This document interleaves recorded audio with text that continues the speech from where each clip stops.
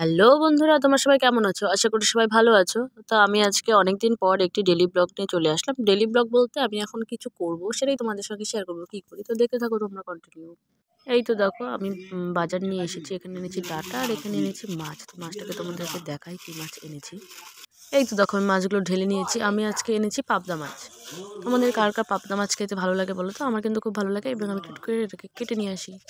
তো এই তো আমি হলো এখন কাটতে বসে পড়েছি। তো আমি কিভাবে কাটি সেটা তোমাদের সঙ্গে আগে একটা ভিডিওতে শেয়ার করেছিলাম। এখন আমি আমার মতন করে একটু মাছগুলোকে কেটে নিচ্ছি। তো এই তো আমি মাছগুলোকে কেটে তারপর সুন্দর করে ধুয়ে নিয়ে চলে এসেছি। এখন আমি এর মধ্যে পরিমাণ মতন লবণ, তারপর হলুদ এবং কাঁচা সর্ষার তেল দিয়ে দেবো। কাঁচা সর্ষার তেল দিলে মাছটা ফুটবে না। পাবদা মাছ তো এমনি কড়াইতে দিলে ফুটতে থাকে, তো সেটা ফুটবে না। আমি তো এই পদ্ধতিটা আগে জানতাম না, আমার মা আমাকে বলে দিয়েছে। তারপরের থেকে আমি জানি। তো এই তো সুন্দর করে দেখো ম্যারিনেশন করে রেখে দিলাম।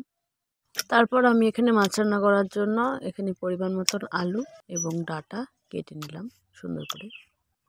তোমরা কীভাবে পাবদা মাছ রান্না করো সেটা শেয়ার করো আমার সঙ্গে। আর এদিকে দেখো পাটার মধ্যে আমি বেটে নিয়েছি, মানে বাটবো সর্ষে। তো এখানে নিয়েছি সর্ষে, তারপর একটু লবণ আর কয়েকটা কাঁচা লঙ্কা।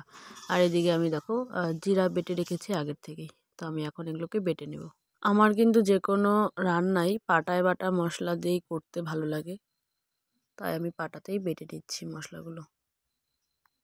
তো এই তো সব কিছু কাটাকাটি আমার হয়ে গেছে এবং মশলাগুলো আমি বেটে নিয়েছি। তারপর আমি গ্যাসের মধ্যে কড়াই বসিয়ে দিলাম। এখন আমি মাছগুলোকে ভাজবো বা মাছটা টোটালটাই রান্না করবো। আর পাশের রান্না দেখো ভাত হচ্ছে। তো এখন এদিকে দেখো কড়াই গরম হয়ে গেছে।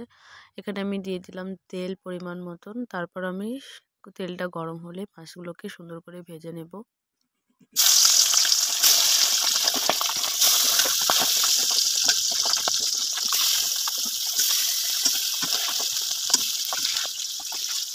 কড়াইয়ের মধ্যে মাছ ভাজা বসিয়ে দিয়েছি। মাছগুলোকে আমি নর্মালভাবে ভেজে নেব, বেশি একটা ভাজবো না। বেশি ভাজলে এই মাছের টেস্ট চলে যায়। তাই হালকা করে এপাশ ওপাশ করে উল্টে পাল্টে নেব। সবগুলো মাছকে আমি অল্প অল্প করে দুভাগে ভেজে নিয়েছি।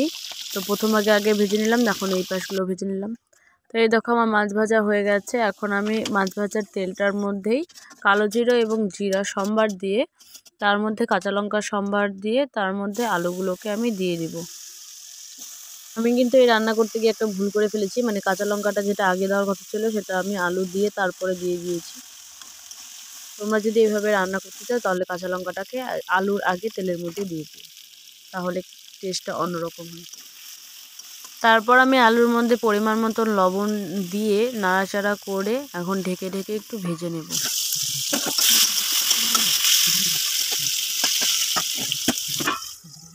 তা আলুগুলোকে আমি দুবার ঢেকে দিয়েছিলাম, ঢেকে ভালো করে নাড়াচাড়া করে হালকা একটু ভেজেও নিলাম।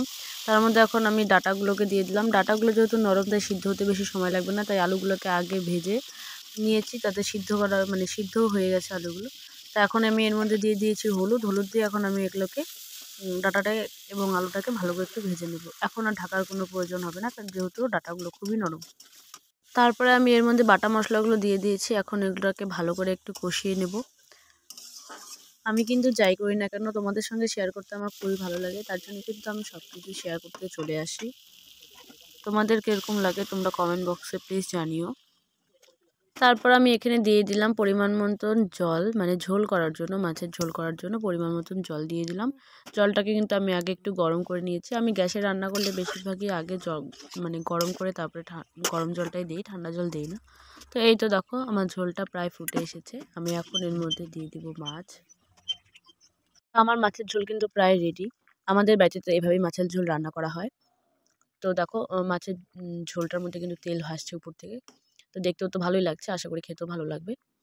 তো তোমরা কীভাবে রান্না করো সেটা কিন্তু আমাকে কমেন্ট বক্সে অবশ্যই জানিয়ে যেও, এবং ভালো লাগলে তোমরা রেসিপিটা ট্রাই করতে পারো। তো এই তো দেখো আমার মাছের ঝোল রেডি, গামলাতে ঢেলে নিয়েছি। দেখতে তো ভালোই হয়েছে, এখন আমি খেয়েও নেব।